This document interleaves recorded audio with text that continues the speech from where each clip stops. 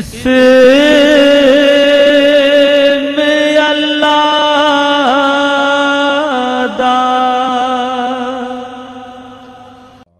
व तबारका फी शान हबीबिही मुखबिरन व आमिरा इन्नल्लाह व मलाइकतहु युसल्लूना अलन नबी या अय्युहल्लज़ीना आमनू सल्लु अलैहि व सल्लिमू तस्लीमा अल्लाहुम्मा सल्लि अला सय्यदिना व मौलाना मुहम्मदिन मादनिल जूद वल करम सलातन व सलामन अलैका या रसूलल्लाह व अला आलिका व अस्हाबिका या हबीबल्लाह। तमाम हम्दो सना तारीफ़ व तौसीफ़ अल्लाह जल्ला मजदहुल करीम की ज़ात व बरक़ात के लिए जो खालिक कायनात भी है और मालिक शशरहात भी। अल्लाह जल्ला व अला की हम्दो सना के बाद रसूल रहमत शफ़ी मुअज़्ज़म नबी मुहतशम हुज़ूर ख़त्मुल मर्तबत सल्लल्लाहु अलैहि व आलिहि वसल्लम के हुज़ूर नाज़ में अपनी अक़ीदतों, इरादतों और मोहब्बतों का ख़िराज पेश करने के बाद वाजिबुल एहतराम ज़वील एहतशाम मुअज़्ज़ज़ व मुकर्रम सामीन आली मर्तबत उलमाए किराम अस्सलामु अलैकुम व रहमतुल्लाहि व बरकातुहू। अमायदीन शहर, अहले इल्म, मुअल्लिमीन, मुअल्लिमात, तलबा व तालिबात और अवाम का ये नुमाइंदा इज्तिमा जो दी स्मार्ट स्कूल में हस्बे साबिक अपनी शानदार रिवायात के साथ इनइक़ाद पज़ीर हुआ, मैं इसकी मुबारकबाद अपने मेज़बान आली मर्तबत जनाब डॉक्टर अख्तर ज़िया साहिब और उनके रफ़ाक़ाए कार को पेश करता हूँ। अल्लाह इनको इसका बेहतर सिला अता करे। आज जो उन्वान गुफ्तगू के लिए मुंतखब किया गया वो बड़ा हसास भी है, बड़ा अहम भी है और मेरी और आपकी ज़रूरत भी है। हमारा सबसे बड़ा सरमाया और कीमती असासा हमारी औलाद है। उनकी अच्छी और साले तरबियत जहाँ हमारी आखिरत की बेहतरी की ज़मानत है, वहाँ हमारे बुढ़ापे का हुस्न और राहत और आराम भी है और मुआशरती इज़्ज़त का ज़रिया भी है। बहुत सारे लोग सवेर से लेकर शाम तक और शाम से लेकर सवेर तक एक ही उधेड़ बुन में वक्त गुजार देते हैं कि दौलत कैसे कमाई जाए और किस तरह माल जमा किया जाए। और ये माल किसके लिए जमा किया जा रहा है? वो औलाद बिगड़ गई, शैतान के हत्थे चढ़ गई, बुरे अखलाक का एक बदतरीन नमूना बन गई और फिर हम सोचते हैं कि जिसके लिए दिन रात एक करके कमाया, अपना चैन भी उजाड़ दिया, अपनी जवानी भी परदेश में लगा दी और ज़िंदगी के उन हसी लम्हों का लुत्फ़ कशीद करने की बजाय हम एक मज़दूर की तरह काम करते रहे, तो आज वो औलाद हमारे बुढ़ापे का सहारा नहीं बल्कि हमारे लिए रुसवाई, ज़िल्लत और नुकबत और परेशानी और दुख और सदमे का सबब और ज़रिया बन रही है। काश कि हमने अपनी औलाद को साले अखलाक और ख़ूबसूरत किरदार सिखाए होते तो उसका अमली नतीजा फिर हम अपनी आँखों से देख पाते। इस्लाम एक कामिल दीन है। उसने अपने मानने वालों को तमाम शुबहाए हयात में मुकम्मल रहनुमाई फराहम की है।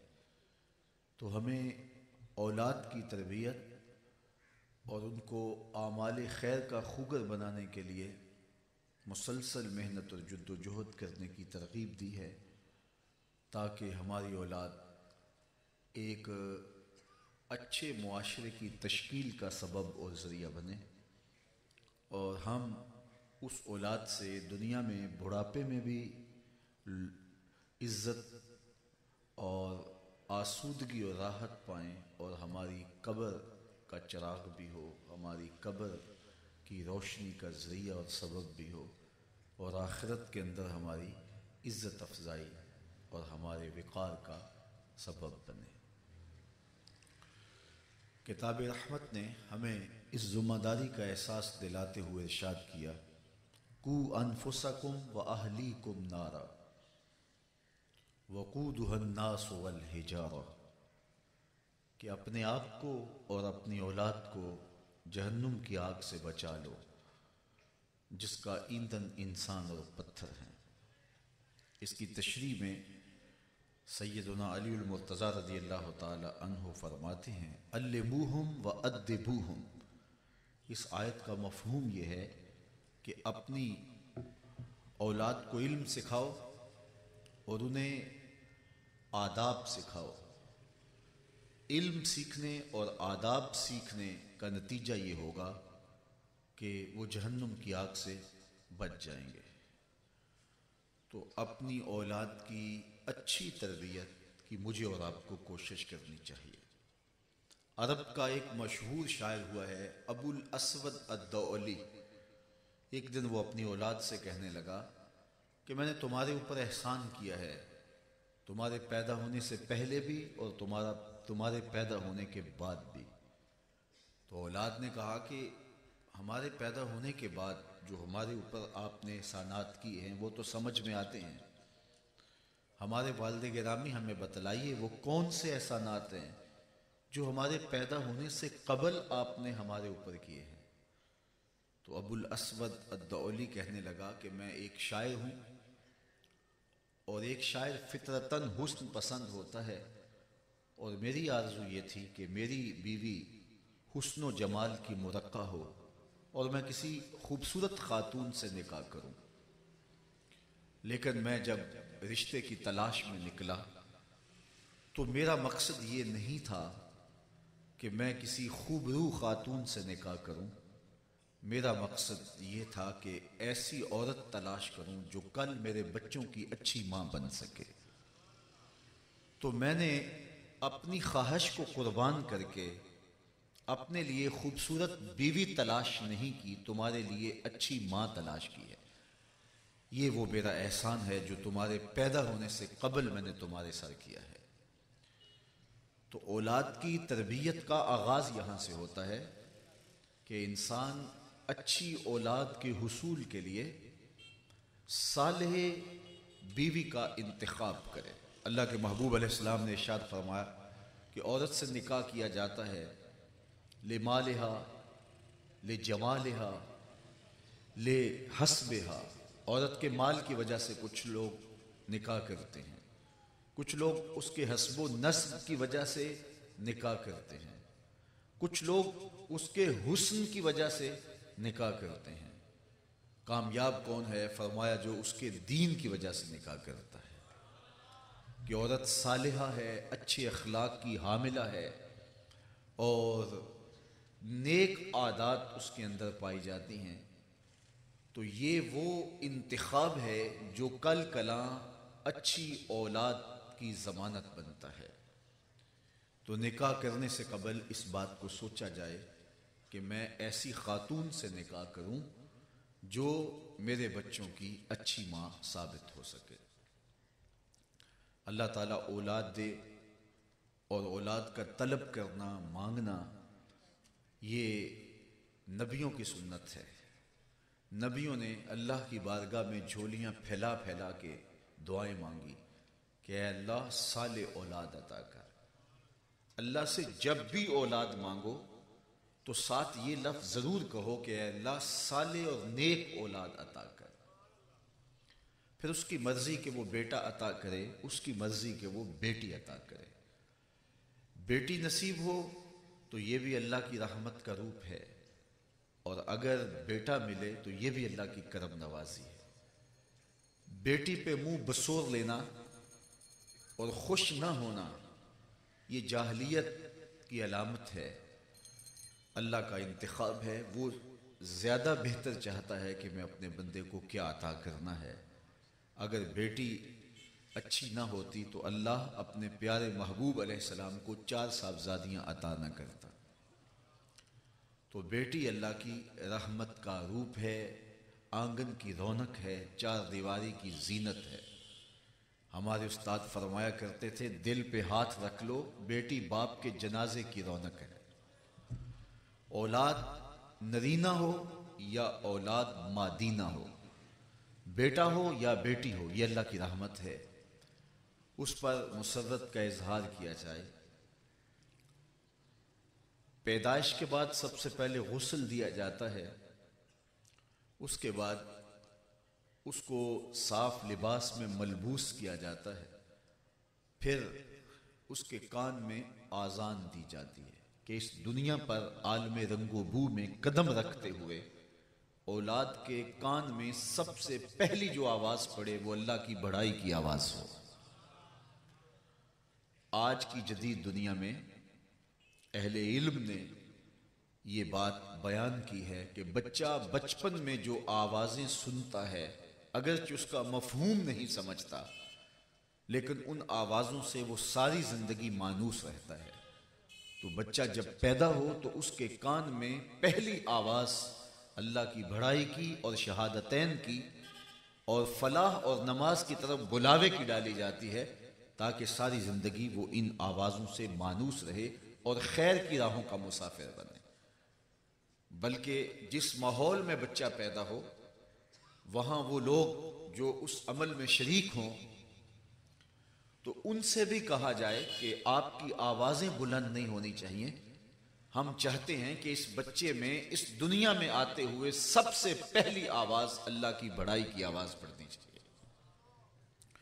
दाएं कान में अजान दी जाए और बाएं कान में इकामत कही जाए, और फिर उसको तहनीक दी जाए, जिसको गुट्टी कहते हैं, और वो कोई साले शख्स दे।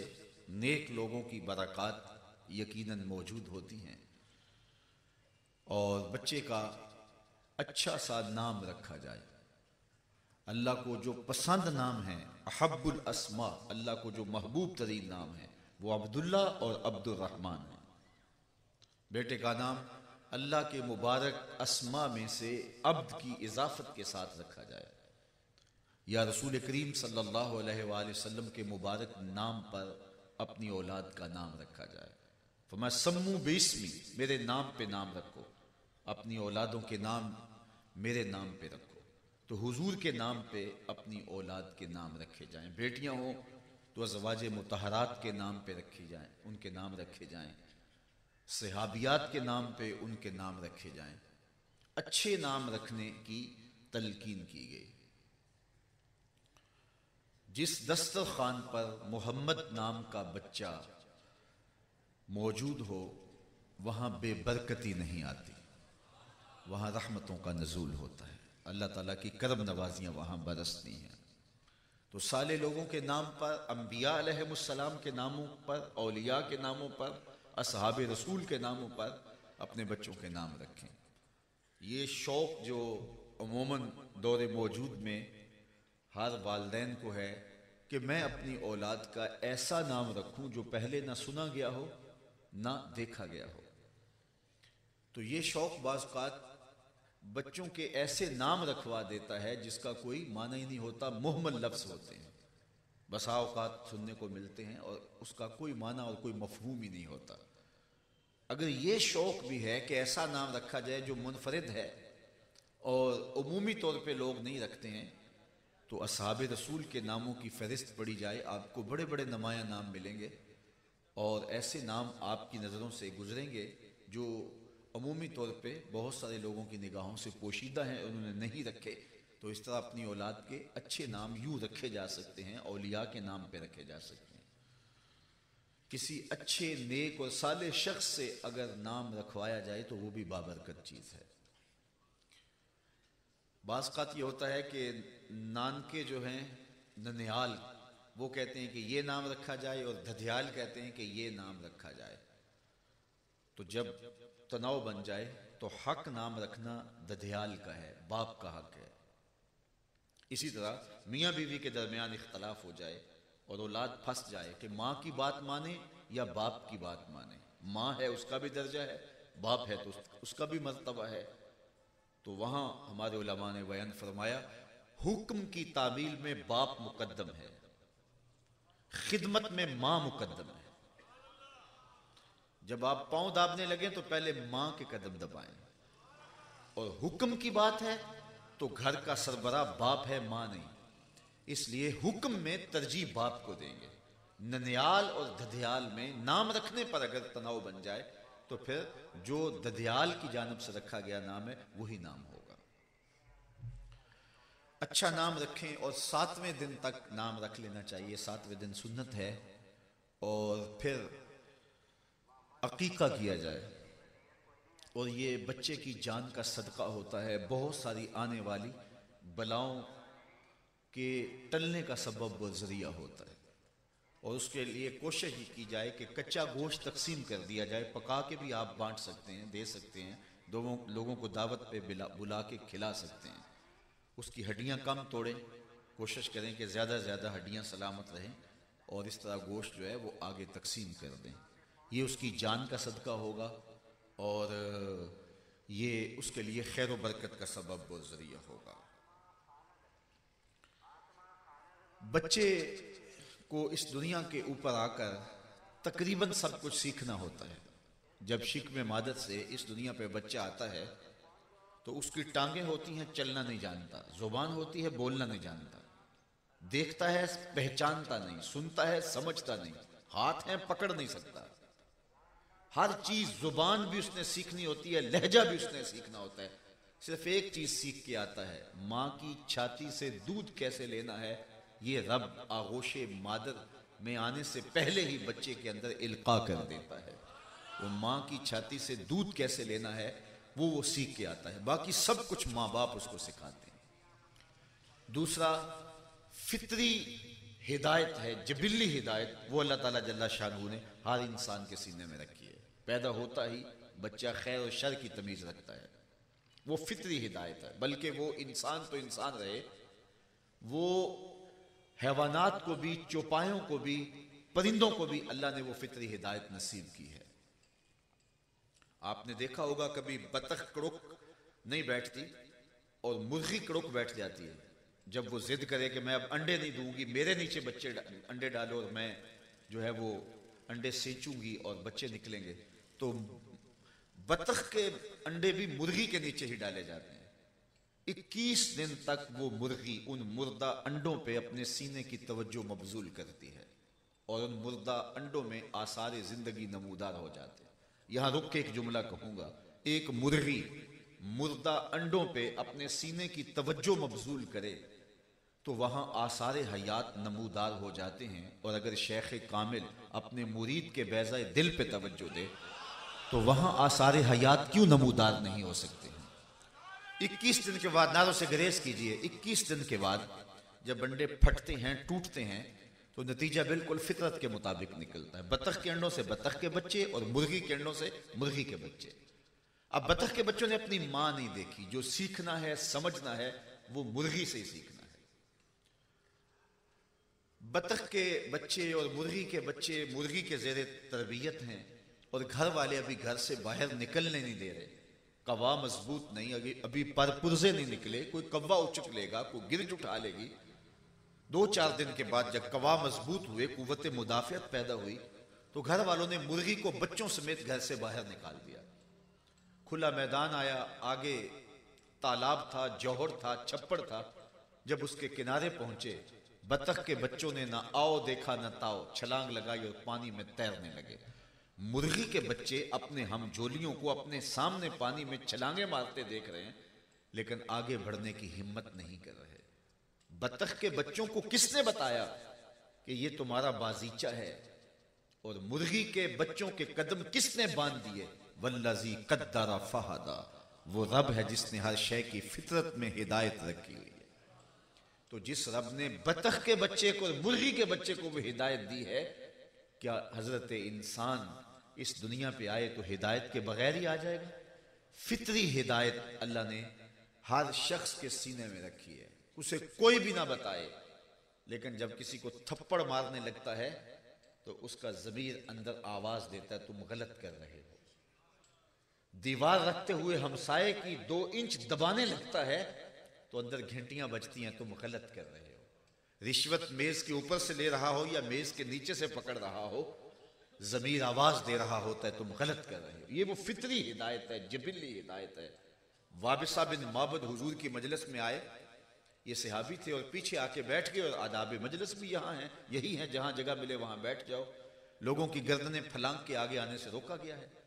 सदर मजलिस को, मुंतज़िमीन को इख्तियार है किसी हिकमत के तहत किसी को आगे बुलाना चाहें तो बुला सकते हैं। अब जहां हुजूर होंगे वहां सदर मजलिस कोई और तो नहीं होगा। तो वाबिसा बिन माबद पीछे बैठ गए तो हुजूर ने फरमाया उदनो या वाबिसा, वाबिसा दूर बैठे हो, नेड़े आ जाओ। वो उठे और करीब हो गए। फरमाया और करीब आ जाओ। वाबिसा उठे तो और करीब हो गए। फरमाया वाबिसा और नेड़े आ जाओ। वाबिसा कहते हैं मैं अपने मुकद्दर पे कुर्बान जाऊं, मैं इतना नेड़े हुआ कि मेरे घुटने हुजूर के घुटनों से छूने लगे। जब इतना नेड़े हो गया तो हुजूर ने कहा वाबिसा कोई सवाल पूछने आए हो? मैंने कहा जी हुजूर मैं सवाल पूछने आया हूं। कहा जो पूछने आए हो पूछोगे या बताऊं क्या पूछने आए हो? अर्ज की हुजूर अगर आप बता दें फिर तो कमाल हो जाए। फरमाया तुम खैर और शर के बारे पूछने आए हो, अच्छाई क्या होती है, बुराई क्या होती है, ये सवाल लिए आए हो। अर्ज की हुजूर यही सवाल था मेरा। कहा इसका जवाब मुझसे लेना है या अपने आप से लेना है? अर्ज की जवाब आता होता तो सवाल ही क्यों बनता। ये 3 उंगलियां मेरे हुजूर ने जोड़ी। फदारबा अला सदरिही फकाला इस्तफ्ते मिन क़ल्बिक, हुजूर ने सीने पर जहां दिल होता है वहां ये 3 उंगलियां मारी और फरमाया ये अंदर ही मुफ्ती बैठा है, इसे ही पूछ ले, यही बता देगा खैर क्या होता है, शर क्या होता है। ये वो इकबाल ने कहा था ना कि अपने दिल से पूछ, मुल्ला से ना पूछ। ये दिल बताएगा अच्छाई क्या है, ये दिल बताएगा बुराई। ये फितरत है हजरत इंसान। तो ये हर पैदा होने वाले बच्चे को अल्लाह ताला ने ये फितरी हुस्न, ये फितरी जमाल दिया हुआ है, लेकिन उसको फिर निखारना होता है। तो अंबिया आए, रुसल आए, पैगंबर आए, किताबें नाजिल हुई, दानश्वर हैं, दर्सगाहें हैं, और ये यूनिवर्सिटियां, कॉलेज, माँ की आगोश, ये सब कुछ दुनिया के ऊपर आके फिर सीखता है। और फिर अल्लाह ताला जल्ला शानू वह भी हिदायत के साथ उसे कसबी हिदायत का नूर भी अता करता है। तो दुनिया के ऊपर जब बच्चा आता है तो वो फितरी हिदायत लेके आता है और बाकी उसने सब कुछ सीखना होता है। अब बच्चा बोलता नहीं है, बच्चा आवाज के मफहूम को समझता नहीं है, तो बच्चे ने अब कैसे सीखना है? तो बच्चा वालिदैन के अमल से सीखता है। ये बात जहन में रखिए कि बच्चा वालिदैन की अमल से सीखता है। इसलिए किसी मुफक्किर ने कहा था कि 7 साल तक बच्चे को गोद में उठा के रखो, 7 साल से 14 साल तक बच्चे को गुलाम बना के रखो, और 14 साल से 21 साल तक बच्चे को दोस्त बना के रखो, तरबियत मुकम्मल हो जाएगी। पहले 7 साल वो तुम्हारे अमल से सीखेगा। वैसे पूरी जिंदगी इंसान की फितरत यह है, वो कौल से इतना नहीं सीखता जितना अमल से सीखता है। हजरत शाह नक्शबंद बुखारी अलैहि रहमा ने फरमाया कि जिस शख्स की खामोशी फायदा नहीं देती उसकी तकरीर भी फायदा नहीं देती। मेरे हुजूर की 63 साल कुल जिंदगी है, 40 साल हुजूर ने तबलीग नहीं की है, बस अपना अमल पेश किया है, अपना किरदार पेश किया है। 23 साल जिंदगी हुजूर ने तबलीग भी की है और अपना अमल भी पेश किया है। ये बात जहन में रखें। हम तकरीर के जोर पे सिखाना चाहते हैं, लेकिन इस जोर से लोग नहीं सीखते, चमक किरदार की होती है। बाज वालिदैन हमारे पास आते हैं, जनाब इस बच्चे के लिए दुआ कर दो, कोई तावीज़ दे दो, इसे अपना मुरीद बना लो। क्या है मसला जी? ये नमाज भी नहीं पढ़ता, हम नहीं पढ़ते तो ये तो पढ़े। तो मैं कहता हूं ये क्यों पढ़े जब आप नहीं पढ़ते? मेरे हुजूर ने फरमाया अपने घरों को कब्रिस्तान ना बनाओ कि तुम सिर्फ मस्जिद में ही नमाज पढ़ो, घर में कभी ना पढ़ो। तो बच्चे कैसे तुम्हें नमाज पढ़ता देखेंगे? बच्चे औलाद वालिदैन के कौल से नहीं, वालिदैन के अमल से सीखते हैं। ये नुक्ता अगर वालिदैन की समझ में आ जाए तो फिर तरबियती अंदाज जब ये इख्तियार किया जाएगा, नतीजा 100% होगा। और अगर अपना अमल हम पेश नहीं करेंगे, हम दलाइल के जोर पे या हम गुफ्तगू के जोर पे, या हम वालिद होते हैं, हम उन पर दबाव डाल करके उनको कोई चीज बनवाना चाहते हैं, तो उसके बच्चे मान भी जाते हैं, लेकिन उसके वो असरात नहीं होते। जो चीज तरबियत करती है, रूह में रासिख होती है, बातिन में उतरती है, वो अमल है।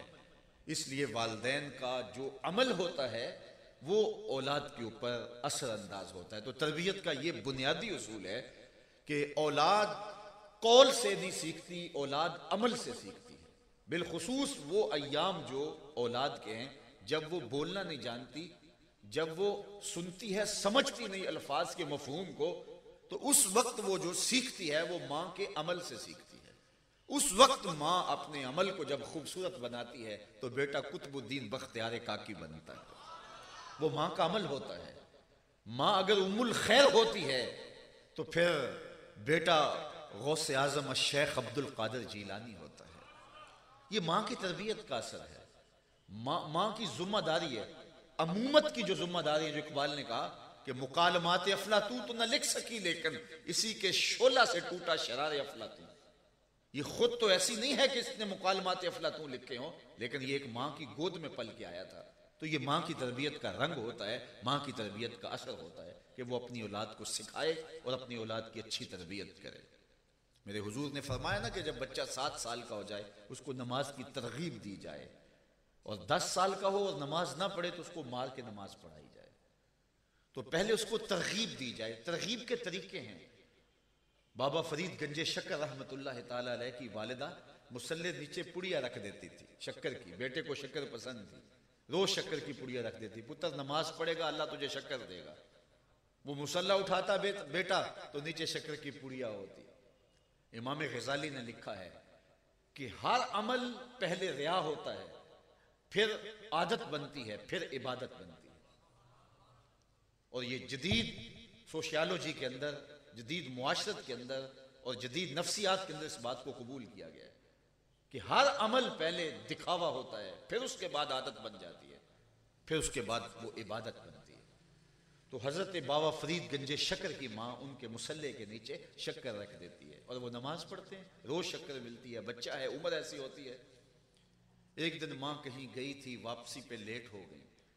नमाज का वक्त हुआ, बच्चे ने मुसल्ला बिछाया, नमाज पढ़ी।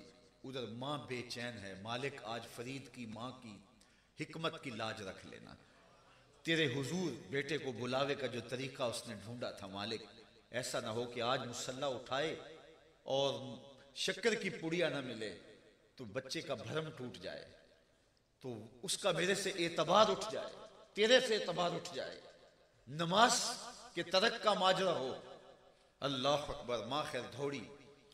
जब वापस पहुंची तो बेटा नमाज अदा कर चुका था। माँ कुछ सुनना चाह रही थी, बेताबी से पूछती है कि पुत्र नमाज पढ़ ली है?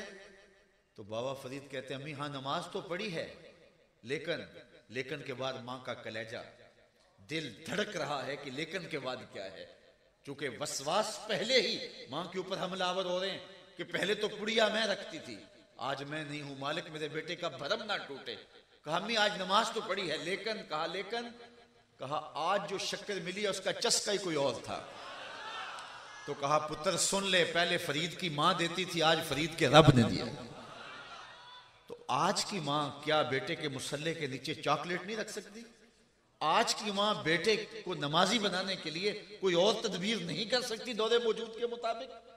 तो ये माँ की जिम्मेदारी है। माँ अपने बेटे को गीली मिट्टी की तरह होता है बच्चा, जिस समत के अंदर डालना चाहे माँ उसको डाल सकती है।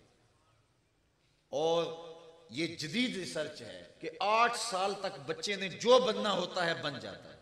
चोर बनना है, डाकू बनना है, बदमाश बनना है, वली बनना है, आलिम बनना है, फकीह बनना है, जो बनना है वो 8 साल की उम्र तक बन जाता है। फिर आगे उसका प्रोसेस अमल का, उसका तरबियत का दीगर होता है। उसकी ज़हन साजी इस उम्र में हो जाती है। और ये जिम्मेदारी माँ की है कि वो अपनी औलाद को उसकी सलाहियतों के मुताबिक निखार दे। ये भी मैं अर्ज करूं कि माँ औलाद को डॉक्टर बनाने की आरजू रखती है, एक बहुत अच्छी आरजू है। माँ अपनी औलाद को इंजीनियर बनाने की आरजू रखती है, बहुत अच्छी आरजू है। माँ अपनी औलाद को आला अफसर देखना चाहती है, अच्छा बिजनेसमैन देखना चाहती है, बहुत बड़ा आलिम देखना चाहती है, बहुत आरजू है। लेकिन सबसे पहले माँ की ये आरजू हो कि मेरा बेटा अच्छा इंसान बने, अच्छा मुसलमान बने, फिर उसके बाद बाकी सफ़ात का हामिल भी हो और ये खूबियाँ भी उसके अंदर पैदा हो जाए। उसके अखलाक पर तवज्जो दे, उसके किरदार पर तवज्जो दे, उसे झूठ से नफरत दिलाए, झूठ से इस कदर नफरत हो जाए कि बच्चा झूठ के करीब तक ना जाए, और ये माँ अपने अमल से, अपने रवैये से और अपने कौल से उसकी तरबियत करेगी। आप जानते हैं हज़रत गौसे आज़म की माँ ने हज़रत गौसे आज़म के जुब्बे में 40 दिरहम सी दिए थे, और जब वो डाकू लूटने लगे तो गुजरते हुए एक डाकू ने पूछा तेरे पास भी कुछ है? कहा हाँ 40 दिरहम मेरे पास है।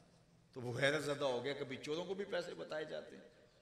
तो फिर सरदार के सामने पेश किया कि इसकी तलाशी ली है, 40 दिरहम निकले हैं। तो कहा बेटा चोरों से तो माल छुपाया जाता है, डाकुओं से तुम बता रहे हो? कहा मेरी माँ ने कहा था झूठ नहीं बोलना, और इसने मुझे पूछा था तेरे पास कुछ है, तो मैं कैसे माँ का भरम तोड़ता। तो उस डाकू बल्कि उस पूरे काफिले की तौबा का सबब और जरिया बना कि जब ये माँ से किया गया अहद नहीं तोड़ता तो हम रब से किए गए अहद को तोड़ रहे हैं। तो ये माँ की जिम्मेदारी होती है कि औलाद के सीने में,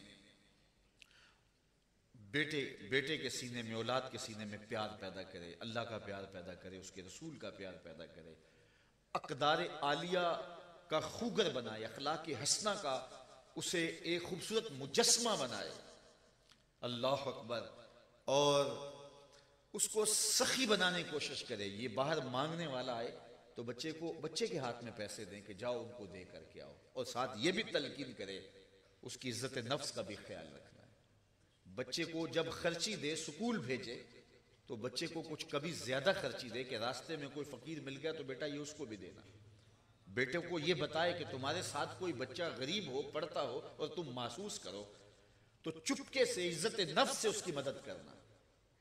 तो इसका नतीजा ये होगा कि आपका बच्चा एक अच्छे और साले सांचे के अंदर ढलेगा और उसकी अच्छी तरबियत होगी। और ये माँ बाप की जिम्मेदारी है कि उनको एक अच्छा इंसान बनाए, वो साले वजूद की सूरत के अंदर उभरे और पाकीज़ा वजूद के साथ आगे बढ़ें और उनकी अच्छी तरबियत हो और उनका अच्छा मिजाज बने। वो किसी से धोखा ना करें, अपनी औलाद को ये बता दें बचपन में कि अपने नुकसान के लिए कभी भी किसी का ज़रर ना चाहें, किसी का नुकसान ना चाहें।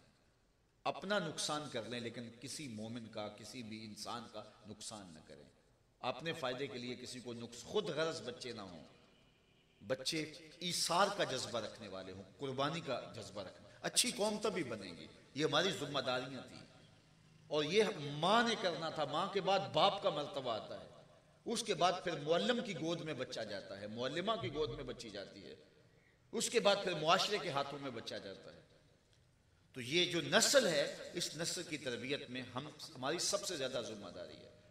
अपने बच्चों को खुद वक्त दें, एक मशीन की तरह हम काम ना करें कि सारा दिन काम काज पे रहे, घर आए 2 लुकमे लिए, फिर दोस्तों में भाग गए, फिर मोबाइल पे लगे रहे।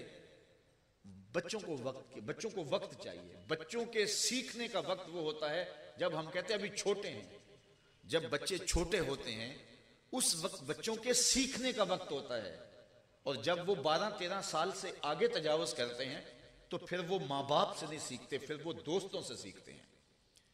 तो माँ बाप ये समझते हैं कि अब ये बच्चे हैं, बड़े होंगे तो सब सीख जाएंगे। नहीं, बच्चा उस उम्र में जब सीखने की उम्र होती है उस वक्त माँ बाप उनको टाइम नहीं दे रहे होते। अब छोटे हैं, उनके सवालों को मामूली समझते हैं, उनके सवालों का तसल्ली बख्श जवाब दें, तफसील से जवाब दें, अच्छे कामों में हौसला अफजाई करें और जो काम अच्छे नहीं हैं उनके ऊपर हौसला शिकनी करें।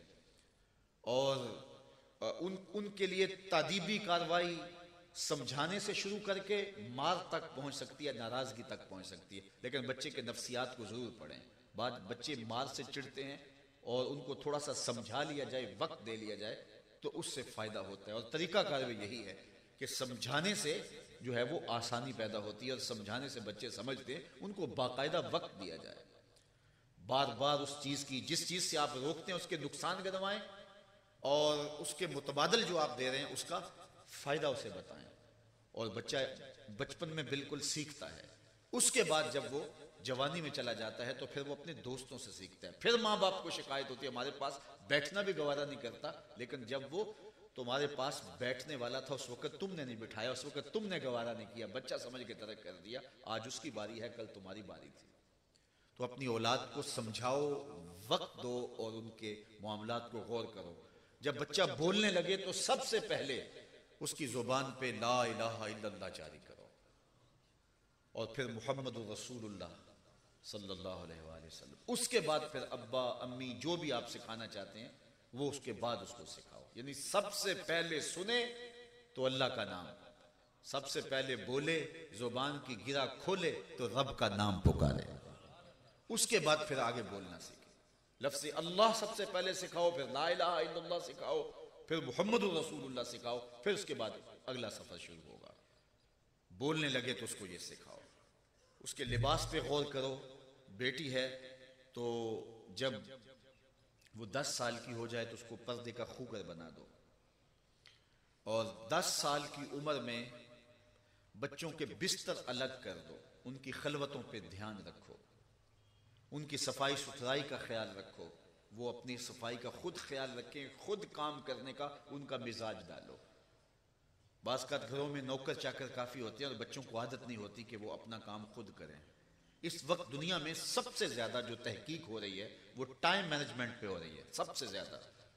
चूँकि लोगों के पास वक्त थोड़ा है, काम काज बहुत फैल गए हैं, तो इस नुक्ते पे ये वो मुत्तफिक हुए हैं कि इंसान जब अपने काम खुद अपने हाथ से करता है तो वक्त भी कम लगता है। और मेरे और आपके आका व मौला की सुन्नत भी यही है, हुजूर अपने हाथ से अपने काम फरमाया करते थे। तो ये बचपन में बच्चों को, घर में 100 नौकर भी हों लेकिन घर में बच्चों को अपने हाथ से काम करने की तरगीब दी जाए। उससे बच्चों के अंदर जो है वो खुद एतमादी भी पैदा होती है और अपने काम करने से वक्त भी बचता है, और इससे और भी बहुत सारे फ़वाइद बच्चों को हासिल होते हैं। 10 साल का बच्चा नमाज ना पढ़े तो उसको थोड़ी सी सरजश करने में भी कोई हरज नहीं। वैसे तो नमाज फ़र्ज होगी उसके ऊपर जब वो बालिग होगा।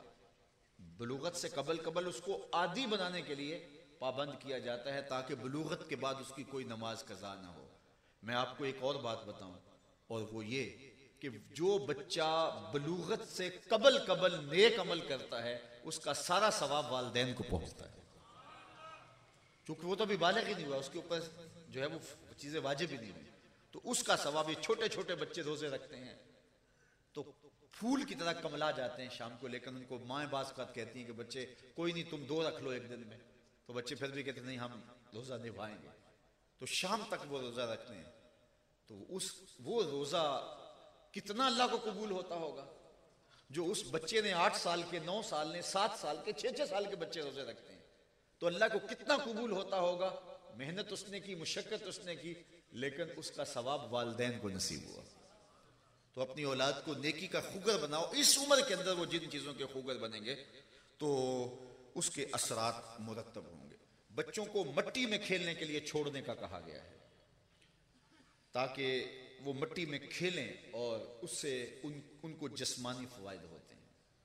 बच्चों पे वुसअत करें। याजिब वाला साहिबिल माल अन युवस्सिअ अला अयालिही, जो साहिब माल है उसके ऊपर लाजम है कि अपनी गुंजाइश के मुताबिक बच्चों पर वुसअत करे। बच्चों को घुड़सवारी सिखाई जाए, तीर अंदाजी सिखाई जाए और तैराकी सिखाई जाए। ये 3 चीज़ें सिखाने के लिए कहा गया है। इससे बच्चे के कवा मजबूत होंगे, खुद एतमादी में इजाफा होगा। अल्लाह के महबूब ने यह भी इरशाद फरमाया, अपनी औलाद को 3 चीज़ें सिखाओ, और वो क्या? हुब्बा नबीयकुम, अपने नबी का प्यार सिखाओ, व हुब्बा अहले बैत ही, और अहले बैत रसूल का प्यार सिखाओ, व किरात अल कुरान, अल्लाह अकबर, और कुरान मजीद का पढ़ना सिखाओ। ये 3 चीज़ें अपनी औलाद को सिखाओ। ये वालिदैन की बतौर मुस्लिम वालिद जिम्मेदारी है कि वो अपनी औलाद को ये 3 चीज़ें सिखा के जाएं। आप कहेंगे कि हुजूर का प्यार कैसे सिखाएं? प्यार किया जाता है, किया तो नहीं जाता, सिखाया तो नहीं जाता, वो तो हो जाता है। तो किस तरह अपनी औलाद को हुजूर का प्यार सिखाएं? तो हुजूर का प्यार औलाद के सीने में डालने के लिए अल्लामा इकबाल अलैहिर्रहमा ने एक से निकाती फार्मूला दिया है, उसको गौर से सुन लीजिए। 3 काम करेंगे तो औलाद के सीने में हुजूर के प्यार की नशत होगी। सबसे पहला काम, अपनी औलाद को कसरत के साथ हुजूर पे दरूद पढ़ना सिखाओ। उसका लाजमी नतीजा ये होगा कि उनके सीने में हुजूर का प्यार पैदा होगा। दरूद वैसे भी मख्फी सलाहियतों को उजालता है, और जो मुयस्सर सलाहियतें हैं उनको मजीद जला बख्शता है। वो बच्चा जो दरूद पढ़ता है और वो बच्चा जो दरूद नहीं पढ़ता, दोनों की ज़हनी इस्तेदाद में फ़र्क होगा। और ये बात भी जहन में रखिएगा कि इस्मत और तकद्दुस के जौहर की हिफाजत दरूद पढ़ने से होती है। अगर आप चाहते हैं कि हमारी औलादें जवानी में पहुंचने के बाद पाक दामन रहें, तो उन्हें बचपन से दरूद की तस्बीह दो। उसका लाजमी नतीजा ये होगा कि वो तकद्दुस माब रहेंगे। अगर आपकी औलाद में अक्खड़पन ज्यादा है, चिड़चिड़ापन ज्यादा है, उलझना उनका मिजाज बना हुआ है, तो फिर क्या करो, उनको कसरत से दरूद पढ़ना सिखाओ, उनकी तबीयतों में लताफत पैदा हो जाए। ये दरूद की बरकत है। अल्लाह अकबर। अगर आप चाहते हैं कि आपकी औलाद का लहजा मीठा हो जाए, उनकी बोली खूबसूरत हो जाए, तो इसकी दवाई भी दरूद है। किसी ने इकबाल से पूछा कि तेरे लहजे में जमाल कहां से आया, हुस्न कहां से आया। अहले नकद गालिब को इकबाल से बड़ा शायर मानते हैं, लेकिन जो इज्जत इकबाल को मिली, कबूलियत आमा इकबाल को मिली, वो गालिब का मुकद्दर नहीं बन सकी। तो किसी ने ये बात इकबाल से पूछी कि तेरे लहजे में तकद्दुस कहां से आया, पाकीज़गी कहां से आई, मिठास और शहद कहां से आया। उसने कहा, मैंने 1.25 करोड़ मरतबा हुजूर पे दरूद पढ़ा था, मैं तन्हा कमाले सुखन को न पहुंचा, मेरे शेर हैं और तासीर उनकी। तो अगर औलाद को दरूद पढ़ाओगे तो उनके सीने में हुजूर का प्यार पैदा होगा। सबसे बड़ा फायदा दरूद का क्या है, सुनिए। मेरे और आपके आका मौला ने फरमाया, कयामत के दिन मेरे सबसे करीब वो होगा जो सबसे ज्यादा मेरे ऊपर दरूद पढ़ने वाला हो। तो मैं और आप क्यों नहीं चाहेंगे कि हमारी औलादें हुजूर के करीब हों। तो कसरत के साथ अपनी औलाद के सीने में हुजूर का प्यार डालने के लिए उन्हें दरूद पढ़ने की तलकीन कीजिए। दूसरी बात, इंसान की फितरत है कि वो हुस्न पसंद है। जहां भी हुस्न हो वो उधर लुढ़क जाएगा। वो काकले दाराज में हो, वो लबो रुखसार में हो, वो कदे राना में हो, वो पपीहे की आवाज में हो, वो बुलबुल के लहजे में हो, वो धनक की शौखी में हो, वो कौसे कज़ा की रंगीनी में हो, वो फूटते झरनों में हो, बहती नदियों में हो, तितली के परों में कुदरत की सन्नाई हो, वो मोरों के परों में कुदरत की रंगों की मीनाकारी हो, बूढ़े के बालों की सफेदी में हो या मासूम बच्चे की मुस्कुराहट में हो। हुस्न जहां भी होगा दिल खींचता है। जब ये तय है कि इंसान फितरतन हुस्न पसंद है, तो फिर अपनी औलाद को उसका जिक्र सुनाओ जिस जहां हुस्न भी पानी बरता है, इश्क भी गुलामी करता है। उस चौखट पे लेके आओ जिसका हुस्न अल्लाह को भी भा गया। ऐसे प्यारे से मोहब्बत कीजिए। आजम चिश्ती मरहूम ने तो कलम तोड़ दिया ना कि अपना मायार जमाने से जुदा रखते हैं, हम तो महबूब भी महबूब खुदा रखते हैं। तो अपनी औलाद को हुजूर के हुस्न के तज़किरे सुनाओ, हुजूर के हुस्न की बातें सुनाओ। लाजमी तौर पे उनके सीने में हुजूर का प्यार पैदा होगा। किसी जमाने में माएँ लोरियां दिया करती थी अपने बच्चों को, और हुजूर पे दरूद पढ़ा करती थी या हुजूर के हुस्न के तज़किरे किया करती थी, और बच्चे साले और पाकीज़ा वजूद की सूरत में नशो नमा पाते थे। आज थरकती तस्वीर पर माँ की नजर जमी है और बच्चा दूध पी रहा है। जब नीम बरहना तस्वीर माँ की निगाहों में होगी तो उस दूध में वो तासीर नहीं होगी जो दूध ग़िज़ाली पैदा करता है, जो दूध राजी पैदा करता है, जो कुतुबुद्दीन बख्तियार काकी पैदा करता है। माँ जब कुरान पढ़ती है, अल्लाह अकबर, इकबाल कहता है, तू न दानी के सोजे किराते तू दिगर गूं कर तकदीर उमर। मेरी बहन तू नहीं जानती, अगर तू माँ हो के कुरान पढ़, अगर तू बहन हो के कुरान पढ़े तो उमर की तकदीर बदलती है, और अगर तू माँ हो के कुरान पढ़े तो बेटा नेज़े की नोक पे भी कुरान सुना। तो माँ को, बाप को ऐसा माहौल फराहम करना चाहिए। तो दरूद सलाम अपनी औलाद को पढ़ाएं, अपनी औलाद को हुजूर के हुस्न का जिक्र सुनाएं, तज़किरा सुनाएं। सिर्फ एक हदीस हुजूर के हुस्न पर, और मेरा मजमून आगे चला जाएगा। सहाबा में सबसे आखिर में जिस सहाबी ने इंतकाल किया उनका नाम है हजरत अबू तुफैल रदी अल्लाह ताला अन्हु। हज का मौसम था, हुजूम आशिका था। ये एक ऊंचे टीले पे खड़े हो गए और बुलंद आवाज से बोले, लोगो इस वक्त रुए जमीन पे मेरे अलावा कोई नहीं जिसने हुजूर को देखा हो। सन 110 हिजरी में इन्होंने इंतकाल किया है। हुजूर का विसाल सन 11 हिजरी के आगाज में है। गोया हुजूर के तकरीबन विसाल के 100 साल बाद भी ये बाकायदे हयात थे। तो एक टीले पे चढ़ के कहते हैं, लोगों इस वक्त रूए जमीन पे मेरे अलावा कोई नहीं जिसने हुजूर को देखा हो, आओ मुझसे हुजूर की बातें सुनो। अल्लाह अकबर। मैं किसी बस्ती में जाता हूं, किसी शहर में जाता हूं, तो लोगों का हुजूम उमड़ के आ जाता है, मैं कौन हूं, मेरी औकात क्या है। तो जब एक सहाबी आए होंगे तो क्या आलम होगा ताबईन का। तो लोग हुजूम करके उनके गिर्द जमा हो गए। अल्लाह अकबर। यार क्या नाज है, आओ ना मुझसे हुजूर की बातें पूछो, मैंने हुजूर को देखा है। हमारे उस्ताद होते थे सर मोहम्मद अली हाशिर, अल्लाह उनकी कब्र पे करोड़ों रहमतों का नजूल करे। वो उम्र के आखिरी हिस्से में थे, मैं बिल्कुल बच्चा था। तो वो कभी बड़े फख्र से कहते थे कि मैं इकबाल से मिला हूं, मैं दाग दैलवी को देखा है। मौलाना जफर अली खान का अखबार छपता था जिम्मेदार, तो जिम्मेदार अखबार की शाह सुर्खियां आप लिखते थे, कमाल दर्जे के कातिब भी थे। तो बड़े बड़े अहले सुखन से मिले तो नाज से कहते, मैं फलां से मिला हूं, मैं फलां से मिला हूं। यार जिसने इकबाल को देखा हो, जिसने दाग दैलवी से मुलाकात की हो, वो तो नाज करे, और जिसकी आंखों ने जमाले मोहम्मद अरबी देखा हो, वो अपने मुकद्दर पे नाज क्यों ना करे। तो हजरत अबू तुफैल ने कहा, लोगों आओ इस वक्त रूए जमीन पे मेरे अलावा कोई नहीं जिसने हुजूर को देखा हो। लोगों का हुजूम बन गया और अबू तुफैल रज़ी अल्लाह तआला अन्हु के गिर्द जमा होकर कहा, सिर्फ लना रसूलुल्लाह सल्लल्लाहु अलैहि वसल्लम, तुमने हुजूर को देखा है, बताओ हुजूर का हुलिया कैसा था। अल्लाह अकबर। तो हजरत अबू तुफैल ने 3 लफ्जों में हुजूर का हुलिया बयान किया, सुन लीजिए और अपनी औलाद को बताइए। हजरत अबू तुफैल ने कहा, कान रसूलुल्लाह सल्लल्लाहु अलैहि वसल्लम अबयदा मलीहन मुकस्सदा। एक तो हुजूर का रंग चिट्टा था, बिल्कुल सफेद चूने की तरह नहीं, सुर्खी की आमेजश के साथ। दूसरा, हुजूर का हुस्न नमकीन था। एक होता है मीठा हुस्न, देखो तो तड़प जाओ, और एक होता है नमकीन हुस्न, देखो तो देखते रह जाओ। और तीसरी बात कहा, मुकस्सदा, हुजूर का हुस्न मुतवाज़िन था, कद भी ना बहुत लंबा ना बहुत छोटा, दरमियानी। कान रसूलुल्लाह सल्लल्लाहु अलैहि वसल्लम लैसा बित्तवील वला बिलकसीर, कद लंबा भी नहीं था, बहुत लंबा दड़ंगा होना ये भी जो है वो मुनासिब नहीं होता, हुस्न जायल कर देता है। और पस्त कामती भी ऐब है।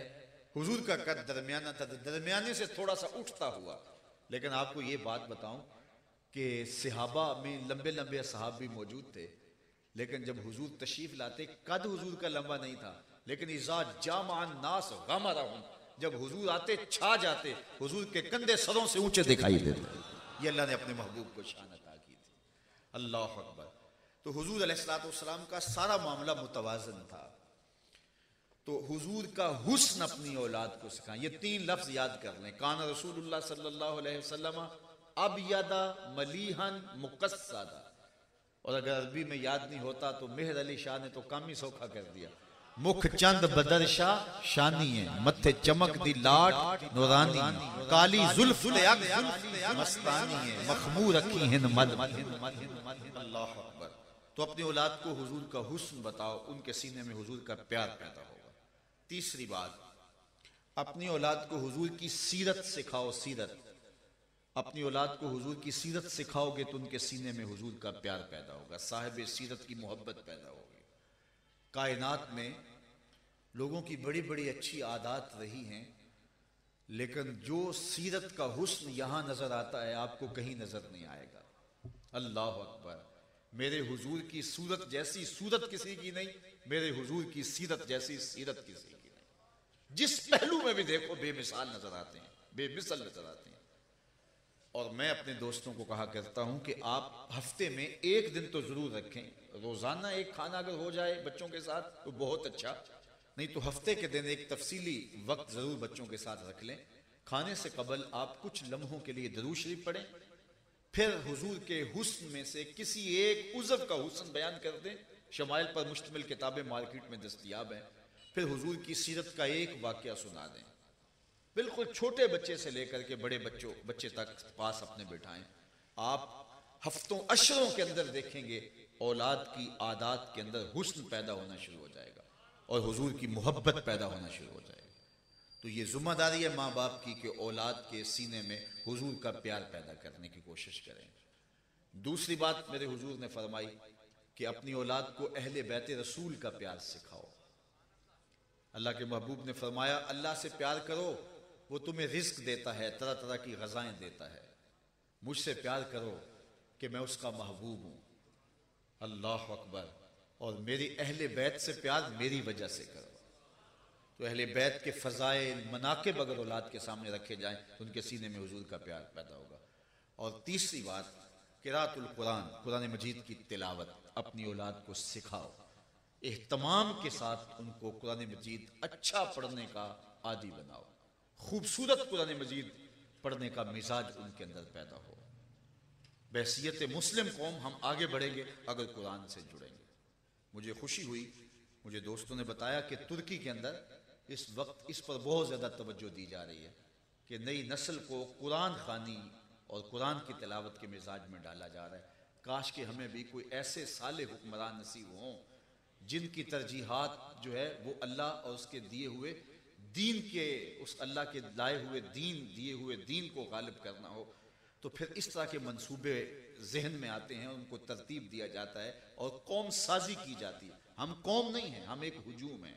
और हुजूम भी बेहंगम आवारा हुजूम, जिसकी कोई मंजिल ना हो। कोई इधर रुख उठा के चल रहा है, कोई इधर मुंह उठा के चल रहा है। वो क्या किसी ने कहा था, दीवार क्या गिरी मेरे कच्चे मकान की, लोगों ने मेरे घर में रस्ते बना लिए। एक बेहंगम हुजूम है हम। काश के एक कौम बन जाएं। और कुरान दरमांदा कौम को खड़ा करने वाली किताब है। हजरत उमर रज़ी अल्लाह ताला अन्हु अर्ज़े तहामा के करीब से गुजरे तो बच्चों की तरह बिलक बिलक के रो पड़े। तो किसी ने कहा, उमर 23 लाख मुरब्बा मील की हुक्मरानी और बच्चों की तरह रो रहे हो? कहा कि यही उमर था और यही अर्ज़े तहामा थी। मेरे बाप खत्ताब ने 5 ऊंट दिए थे, इनको लाइन में खड़ा करो, एक कतार में खड़ा करो। मैं आगे वाला सीधा करता था, पीछे वाला टेढ़ा हो जाता था। पीछे वाला टेढ़ा करता था, आगे सीधा करता था, आगे वाला टेढ़ा हो जाता था। भाग दौड़ के दोनों को सीधा करता, दरमियान वाला टेढ़ा हो जाता। मेरे बाप ने मुझे बड़ा मारा। एक अरब के बेटे हो के तुमसे 5 ऊंट खड़े नहीं होते? कहा, एक वक्त उम्र पे वो था कि 5 ऊंट कतार में नहीं लगते थे। और आज 23 लाख मुरब्बा मील की हुक्मरानी है। शरक से लेकर गरब तक सारे इंसान भी एक कतार में खड़े हैं। ये मोहम्मद अरबी के जोड़ों का सदका नहीं है तो और क्या? तो कहां से उठ के कहां चले गए? तो ये कुरान हमें जिंदगी देगा। इस कुरान की तिलावत मामूल जिंदगी बना लो। आपके घरों में सुबह का आगाज कुरान मजीद की किरात से हो। ये जो भागे फिरते हैं ना लोग मलंगों के पास, इन तावीज गंडों वालों के पास, फलां इतवार को वहां जाना है, हर एक को तावीज पड़े हुए, हर एक के घर में साया हुआ है, हर एक के घर में आसेब चढ़ा हुआ है। हर बंदा कहता है मुझे किसी ने जादू कर दिया, टूना कर दिया, तावीज डाल दिए। और सवेर से लेकर शाम तक भागे फिरते हैं। और कोई होगा, कोई सही आमिल होगा, ज्यादा तो ठग और लुटेरे बैठे हुए हैं। और रोज तमाशी हम अखबारात पर, सोशल मीडिया पे देखते रहते हैं कि ये क्या क्या गुल खिलाते हैं। और ज्यादातर इनके पास खवातीन जाती हैं। मेरी मुखातबीन खवातीन भी हैं, वो भी गौर करें। इन बाबों के पास तुम्हारे मर्ज का इलाज नहीं है, तुम्हारे मर्ज का इलाज कुरान के पास है। तुम्हारे घर से कुरान निकला तो दर बदर धक्के खाना मुकद्दर हुआ। आओ कुरान के साथ जुड़ो, कुरान के साथ जुड़ो। जब घरों में सुबह का आगाज कुरान मजीद की किरात से होता था, तिलावत से होता था, तो घरों में कोई बदरू नहीं आती थी, कोई साया नहीं आता था, क्योंकि रब के कुरान का साया होता था घरों पर। फरिश्ते आया करते थे, बदरूहें नहीं आया करती थी। टूना नहीं होता था, जादू नहीं होता था, आसेब नहीं होता था, बुरी चीजों का साया नहीं होता था, बल्कि रब की रहमतों का साया होता था। आज हमारे घरों में कुरान ही नहीं खुलते। सारी रात हमारे घरों के अंदर जो है वो चैनल चल रहे होते हैं और उनके ऊपर रक्स इबलीस जारी होता है। और ये सोशल मीडिया ने तो क्यामत ढा दी। नौजवान नस्ल, हमने समझा घर का दरवाजा बंद कर दिया, अब हमारी नस्ल महफूज हो गई। लेकिन घर के बंद कमरे के अंदर नौजवान नस्ल कहां भटक रही है, शैतान कहां तक हमारे बिस्तर में घुस गया है। कभी हमने इस पर भी जो है वो गौर किया? इस घर को आग लग गई, घर के चिराग से हम उजड़ के रह गए, अखलाक की कदरें पामाल हो गई, आंखों की शर्म उड़ गई, सीने का हया बाकी न रहा। और नई नस्ल, एक आवारा नस्ल और एक जो है वो खुद गरज नस्ल बनती जा रही है। इस सोशल मीडिया ने नई नस्ल को सोशल नहीं रहने दिया। उनकी जिंदगी का सारा हुस्न, तकद्दुस और उनका हया जो है वो जायल कर दिया है। हम एक वैलेंटाइन डे रस्म को रोते थे, लेकिन आज तो रोजाना वैलेंटाइन डे हमारे घर के अंदर है। और इस सोशल मीडिया ने इस नई नस्ल का बेड़ा गर्क करके रख दिया। बल्कि इकबाल ने कितना दूर आशना शख्स था, दूर अंदेश शख्स था। उस जमाने में कहा था नौजवान तो नौजवान अज हया बेगाना पीराने कहन, नौजवाना चू जना मशगूल तन अज हया बेगाना पीराने कहन, दुख्तराने ऊ बचश्मे खुद असीर शोख चश्मो शोख गिरो खुद दगीर साख्ता पर दाख्ता दिल बाख्ता अबरुआ मिसले दो तेरे आख्ता। उस जमाने में कहा था कि जवान तो जवान रहे, बूढ़ों का हया भी बाकी नहीं रहा। आज हम कहां खड़े हैं, किस जगह पे मौजूद हैं, मुझे और आपको अपने अंदर उतर करके जरूर देखना होगा। हमारे घरों से कुरान निकल गया। पहले कुरान सिर्फ किताबें तिलावत रह गई थी, अब किताबें तिलावत भी नहीं रह गई, किताबें ज़ियारत रह गई, सिर्फ ताक पे रखा हुआ है। जब बूढ़े की रूह अटक गई, इकबाल कहता है बबंदे सूफियो मुल्ला असीरी हयात अज हिकमत कुरान नगीरी बायातश तोरा कारे जुजी नेज आज यासी ने ऊ आसां बमेरी। तू जाहिल सूफी और काहल मुल्ला के ऐसे फंदे में फंसा कि तूने कुरान से जिंदगी तलाश नहीं की। कुरान की आयतों से तुझे सिर्फ इतना सरोकार है, जब तेरे बूढ़े की रूह अटक गई तो सूरह यासीन लेके बैठ गया कि मैं इसकी तिलावत करूं और इसकी रूह जल्दी परवाज कर जाए। इकबाल कहता है शायद इससे तो फायदा हुआ, जरूर फायदा हुआ, लेकिन मुझे अफसोस ये है कि इस कुरान से भी तूने मरना ही सीखा, काश इस कुरान से जीना सीख लिया होता। ये हयात बख्श किताब है, जिंदगी आफरी किताब है, इससे भी तूने मरने की राह तलाश की, जीने का रास्ता भी ढूंढा होता।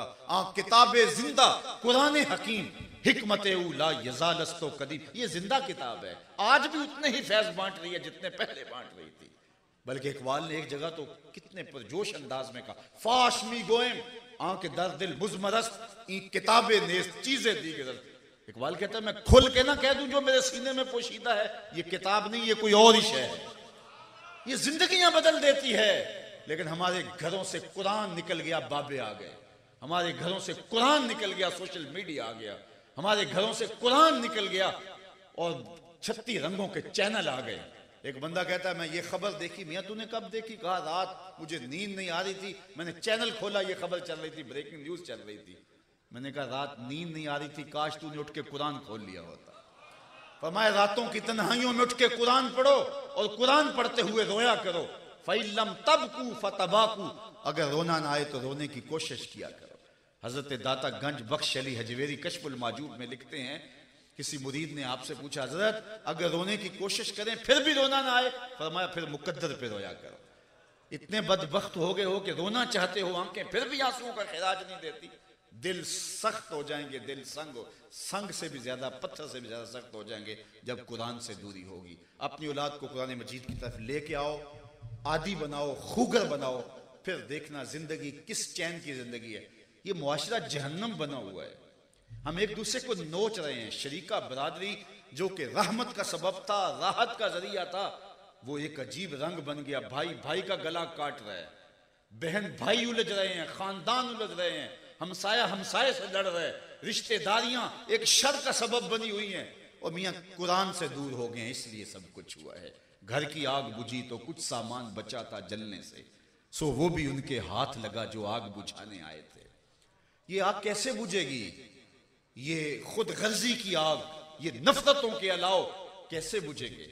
कुरान से बुझेंगे। कहा अपनी औलाद को कुरान पढ़ने का खूगर बनाओ। अल्लाह अकबर, बात लंबी ना हो जाए, अपनी औलाद को अल्लाह का डर उनके सीने में दाखिल करने की कोशिश करो। और मैं आपको एक और बात करूं, इकबाल कहता है कि मेरे सीने में ये जो हुजूर का प्यार पैदा हुआ है और ये जो मोहब्बतें पैदा हुई हैं और मेरी जो तरबियत आप देख रहे हैं, ये मेरे बाप का कमाल है। वो किस तरह? कहता है मैं मैट्रिक के ज़माने में स्कूल से वापस आ रहा था तो हमारे घर के दरवाजे पर एक फ़कीर खड़ा था, फ़कीर। उसने रेजगारी सारे दिन की जमा की हुई थी और कशकोल हाथ में पकड़ा था। तो मैंने कहा जा बाबा माफ़ कर, लेकिन वो न टला। साइले चूँ कज़ाए मुबरमे, वो लंबी नज़म है इकबाल की असरा और रमूज में कि कज़ाए मुबरम की तरह, जिस तरह तकदीर मुबरम नहीं टलती, वो भी नहीं टल रहा था। तो उन्हें गुस्सा आया, जवानी की उम्र थी, तो उसके कशकोल पे डंडा मारा, कशकोल गिर गया। इतने में इकबाल के वालिद अंदर से बाहर आए तो देखा कि फकीर का कशकोल मेरे बेटे ने तोड़ दिया। आगे बढ़े, उसकी रेजगारी जमा की, उसमें डाली और उससे माजरत की, कुछ पैसे दिए, राज़ी किया और वापस कर दिया, और इकबाल का हाथ पकड़ के घर ले गए और सामने बिठा के एक ही बात कही, इकबाल कल रसूलुल्लाह ने पूछ लिया तो क्या जवाब दूंगा कि तुझे बेटा दिया था, ये तरबियत की थी कि फकीरों के कशकोल तोड़ता था। तो बस ये बात इकबाल के सीने में रासिख हो गई। इकबाल कहा करते थे, नामे तो अज पिदरा मोख्तम, हुजूर आपका प्यार मैंने अपने बाप से सीखा था। और लोग तो इस बात से डरते हैं कयामत के दिन रब का सामना कैसे करेंगे। इकबाल फिर इस बात से डरता रहा, कयामत के दिन रसूलुल्लाह का सामना कैसे करूं। तू गनी अज हर दो आलम मन फकीर, अल्लाह अकबर, रोजे महशर उज़र हाय मन पजीर, गर तू मी बीनी हिसाबम नागुजीर, अज निगाहे मुस्तफ़ा पिन्हा बगीर।